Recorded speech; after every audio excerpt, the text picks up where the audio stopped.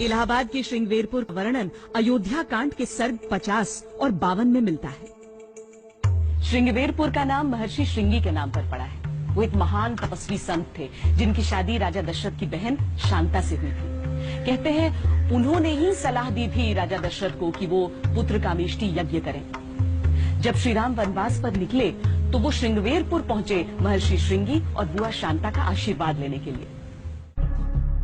श्रृंगवेरपुर केवटी की राजधानी थी। यहाँ निषाद राज गुह का शासन था। श्री राम के उनके राज्य में पहुंचने की खबर लगते ही वो फौरन उनसे मिलने पहुंचे। डॉक्टर राम अवतार ने 40 साल तक उस मार्ग पर शोध किया जिस पर श्री राम चले थे। इस आधार पर बेहतरीन भौगोलिक सबूत हमारे सामने है।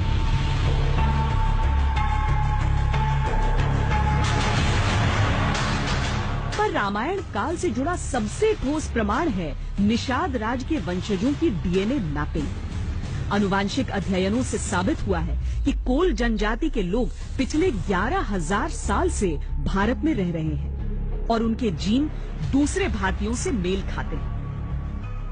कोल, भील इत्यादि जिन जनजातियों की आदिवासियों की चर्चा है वे उन क्षेत्रों में आज भी उसी प्रकार से पाए जाते हैं। बहुत दिनों तक धारणा बनी रही कि भारत में विदेशों से लोग आए और विभिन्न नस्लों के लोग आए, इसलिए भारत में तरह तरह के नस्ल के लोग नजर आते हैं। लेकिन बाद के वैज्ञानिकों ने जब यह शोध करना शुरू किया तो उनको यह पता चला कि नहीं, भारत से निकलकर लोग बाहर गए।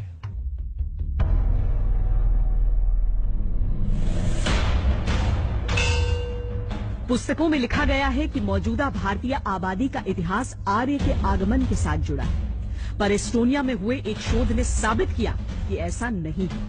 भारतीय जीन्स अलग है, खास है।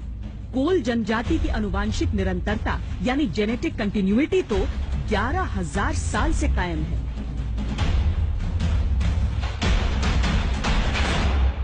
रशिया के पास एक छोटी रिपब्लिक है टार्टू, उसमें एक एस्टोनियन बायो सेंटर है। Genetic study of world population के प्रोजेक्ट में साउथ एशियन जीन्स की स्टडी उनको असाइन है। फिर हमने उनको कांटेक्ट किया कि भाई आपकी साउथ एशियन जीन्स की स्टडी क्या है।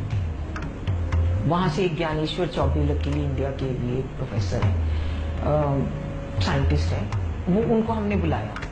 जब उन्होंने लेक्चर दिया हम तो बड़े हैरान हुए। उन्होंने सब कुछ यही कहा कि और बड़े डिटेल में दिया कि कैसे 55,000 से वही जीन्स हैं, कैसे यहाँ के ट्राइबल्स के, ब्राह्मण के, क्षत्रिय के, दलित के, द्रविडियन के एक ही जीन है। कोल जनजाति के लोग अब इलाहाबाद के अलावा मिर्जापुर, वाराणसी और बांदा में बसते हैं।